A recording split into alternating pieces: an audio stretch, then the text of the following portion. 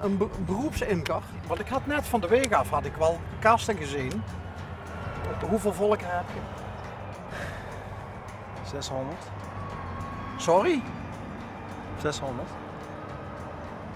Zijn er nog imkers die gratter zien Ja, dan ja, jij in ja, Limburg? ja, die zijn er zeker. Ja. Mogen we even komen kijken? Ja, Ja? volgens mij kan ik geen nee zeggen. Dat kan. Maar dan, dat zul je dan toch enorm jammer zien. Nou, kom. Als we ook passie niet kunnen meekrijgen. Die passie is mijn werk, hè? Dat is mijn beroep. Nou, geef ik de hand. Mijn passie is ook mijn beroep. Ja, dat is mooi. En ik denk dat ik mooi. ook voor die mannen kan spreken. Hè? Ja, zeker. Goed zo. Oh, wacht! ik, ik moet er even iets bij zeggen. Moet ik het zeggen of niet? Ja, dat is ook maar. Ja. Hij is een beetje bang voor. Beestjes die kunnen steken. Ja, maar dat kan hier geen kwaad. Nee, dat zijn de welke imker ook toen.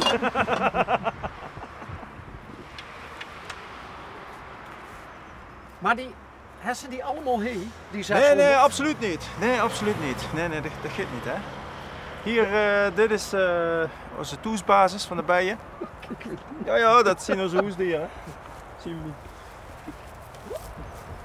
Ja, Dat zijn de gelukkigste kiepen die er rondlopen. ja, bij ons lopen ze ook niet altijd, maar geregeld los. Ja, en die zit hier al in een zandbadje. Ja, Ja. een zonnetje en een zandbadje. Ja. Maar vertel, oh wacht, waarom kan ze geen 600 volken bij elkaar houden dan? Dat gaat gewoon niet voor het drachtgebied. Voor de bijen moeten te eten hebben. En bijen hebben gewoon gebieden nodig waar heel veel te eten is voor de bijen. Dat is gewoon heel belangrijk. Dus je kunt echt niet... mee hebben ze geleerd 100 koeien op een hectare. Die hebben het gras kaal en dan is er niks meer. Aha. En dat geldt voor bijen eigenlijk ook. Bijen moeten gewoon verspreid wegzetten. En wij hebben ze bijen staan in Noord-Limburg van Belveld tot in Gennep. En overal hebben wij standen van, we hebben standen van 80 volken en we hebben standen van 20 volken. En die, kijk, we zijn daar beroepsmatig bezig. En die volken die hebben we eigenlijk allemaal nodig voor de verhuur. Imkerij koks, bijen, bestuiving, honing. Bijen, in de breedste zin van het woord, ook een klein beetje handel. Veel jaar wat volken kopen, volken verkopen.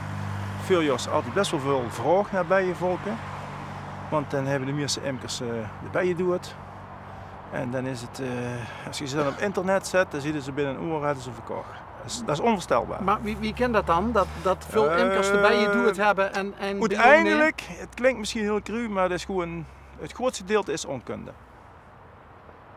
Het is gewoon onkunde. Het wordt heel snel gewezen naar heel veel andere factoren. De buurman heeft gras gespoten, de boeren zijn met de gifspuit rijden. De gemeentes die halen alle onkruiden weg. Kijk, allemaal als je met één vinger wijst, dan gaan er nog 3 vingers naar jezelf. Om het probleem eerst bij jezelf zoeken. Dat hebben ze mij ook geleerd. En door de jaren heen ben ik ook wel echt wel achtergekomen dat het zo is. Bijenhallen, hele mooie hobby. Iedereen kan het, wel cursus volgen. En als je dan de regels van de cursus gaat volgen, dan kan het echt een hele mooie hobby zijn. Maar ga je die regels eigenlijk niet volgen, dus je denkt, ik was op vakantie toen ik de ziektebestrijding moest doen. En dat moet ik nog wel, dat doe ik straks wel. En als je het te laat ziet, dan is het met bijenvolk ook te laat, is het meteen afgelopen. Dan is het einde oefening op, klaar. En dan storten ze in.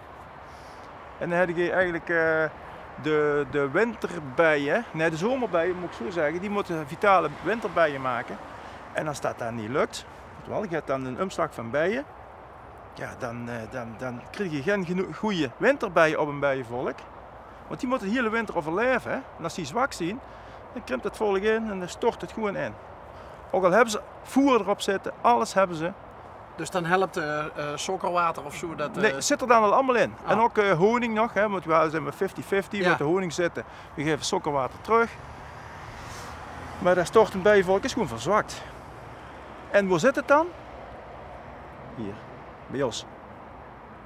Eerst bij mezelf kijken. Nou, En die 30 jaar dat ik imker, dat moet ik net vragen, ja. ja, en die 30 jaar, ik heb van mijn vader. Mijn vader is laatst gehuldigd, 60 jaar imker.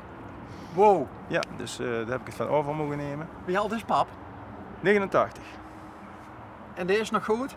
Ons pap is nog heel goed. Ja? En mijn moeder ook. Is moeder is wat slechter binnen, maar qua geest en zo is nog alles. We wonen nog fijn samen. We wonen klein in Horst. Ons pap heeft ook nog zo'n tuintje zoals ik, niet zo groot. Maar dat is hij lust, is hij leven. Daar heeft hij vast en zeker ook nog bijtjes. Daar staan ook bijen, maar dat zien dan de bijen van ons. Van mij, ons pap kijkt die naar. Er moet leven in de brouwerij zien, hè? Er moet erbij staan. Maar probeer dat eens te beschrijven wie dat dan vroeger ging. Want op een gegeven moment is dat bijenvirus is van pap op die overgegaan. Ja, in principe wel. Ja, Ging dat geleidelijk? Ik ben, toen ik een klein manneke was eigenlijk, we hebben toen altijd bijen gehad.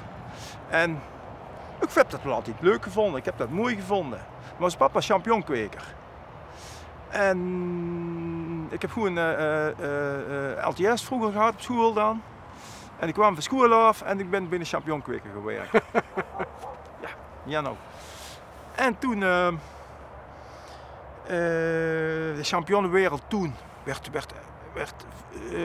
Schaalvergroting. Schaalvergroting allemaal, want mijn broer zelf had ook een hele grote champignonkwekerij, hij heeft de zoon onderhand overgenomen. Maar ik zocht dat eigenlijk niet meer zitten in de champignons en ik was toch meer met die bijen bezig. Nou, en toen kwam er een vacature hier in Horst bij een zaadteeltbedrijf. Die moesten een imker hebben. Voor de bestuiving. Voor de bestuiving. Die moesten, ja. En ik dacht, verrek, dat is mijn ding. En uiteindelijk ben ik door aan de slag kunnen gaan. En als bestuivingsimker.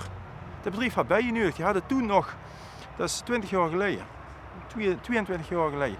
Vooral toen al, was de imkerij enorm onderhevig aan vergrijzing. Toen was de imkerij de piep en de stok. Die mannetjes, de piep en de stok. En toen kwam eigenlijk ook in het nieuws, het gaat gewoon heel slecht met de bijen. En dat heeft toen ook weer een enorme boost gegeven. Er zien ook heel veel mensen zien toen weer bijen gaan halen. Want ja, het gaat slecht met de wereld. En Ook bijen jongeren. gaan halen. Ook heel veel jongeren. Ook heel veel vrouwen. Oh, dat doet me deugd. Ja, nou. Fijn om te huren. Ja, zeker. Dus toen zien er in die periode, en dat lukt eigenlijk nog steeds, er zit echt onder de aandacht bijen. Het gaat slecht met de bijen, maar dan vooral honingbijen gaat slecht, maar ook de wilde bijen, de Ja. solitair levende bij. Nou ja, de huurse inderdaad. Vooral negatieve verhalen als de voorbij hier. Maar er gloort dus hoop aan de horizon als ik van dit huur dat er jonge aanwas is. Ja, maar de jonge aanwas, die hebben het voor de hobby. Die mensen die wonen achteraf, die hebben een tuin en die denken, oh, daar passen wel mooi bijen in. En dat is ook wel zo.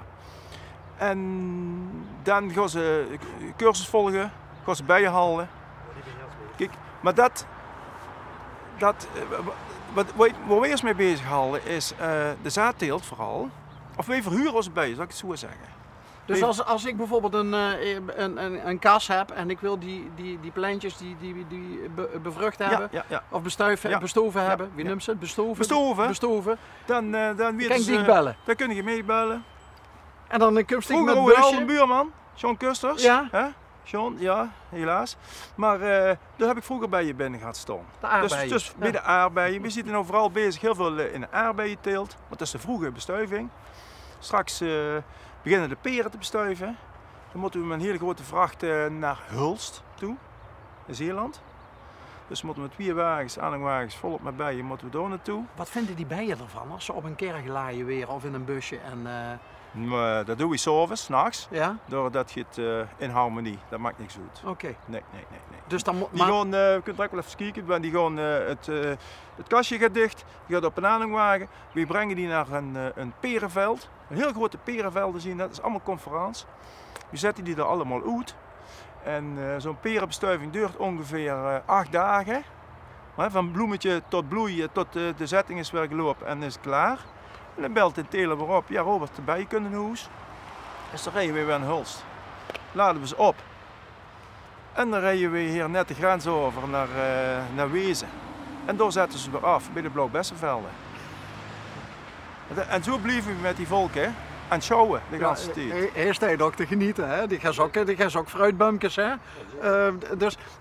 En dan soms huren ze van, ja, een slecht kersen, joh, want ja, niet bestoven of zo. Heeft dat dan te maken met te weinig bijen? Ook solitaire bijen of wilde bijen in de buurt dan? Dat kan zeker, ja. Maar vaak zien het ook wel weersinvloeden dan. Vorst, hè, met kersen is heel schadelijk. Ja, hè, vaak zijn dat die stookpotten eronder staan, hè, voor vorstroet halen. Ja. Kijk, fruitboga's die kunnen ze sproeien. Ja, dat zie je ook als mee die ijspegels eraan hangen. Bij kersen giet dat niet in verband met dat bloemetje. Dus ja, er zijn heel veel factoren. Je hebt als mij wisseljaren. Ieder jaar geven ze heel veel, het andere jaar geven ze veel minder. Dus